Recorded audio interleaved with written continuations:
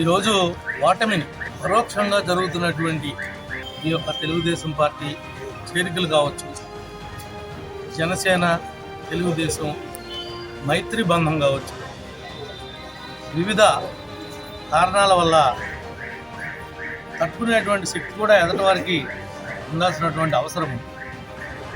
తగువు లేని కాడ తగువుని క్రియేట్ చేయటం, ఎవరో కొంతమందిని టార్గెట్గా చేసి కొట్టడం, దొమ్మిలు చేయటం, దోపిడీలు చేయటం.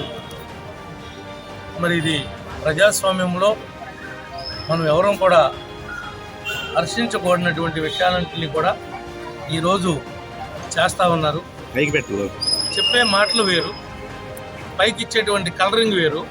స్మార్ట్ అని చేసే పనులన్నీ కూడా కూనికోరి పనులు, దగాకోరు పనులు.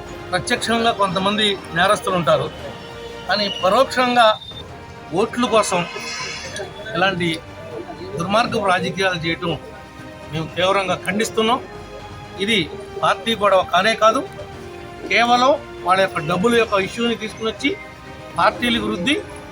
మీరు దీని ద్వారా రేపు ఓటమి అంచుల్లో ఉన్నారు కాబట్టి ఏమైనా ఎలాంటి జిమ్మిక్కులు ఏమైనా పనికొస్తాయేమో. గతంలో శ్రీరామవరంలో ఇంకో చోట మీరు చేశారు కదా అసత్య ప్రచారాలు. అలాంటి ప్రచారాల్లో భాగంగా వీటిని కూడా పెట్టి మీరు వాడుకుందామని చూస్తున్నారు తప్ప ఇది ఇంకోటి కానే కాదని చెప్పి ఖండిస్తా ఉన్నాం. ఎవరికైతే ఇంటి మీద దోపిడీ చేసి, దొమ్మి చేసి, దాడి చేసి ఆ రకమైనటువంటి ఫర్నిచర్ని ధ్వంసం చేశారో వాళ్ళని కఠినంగా శిక్షించమని చెప్పి మేము పోలీసు వారిని రిక్వెస్ట్ చేస్తూ ఉన్నాం. మీరు చేయకోకుండా ఉంటే మాత్రం ఆ పనిష్మెంట్ మీరు అనుభవిస్తారని చెప్పి కూడా ఈ సందర్భంగా చెప్తాం.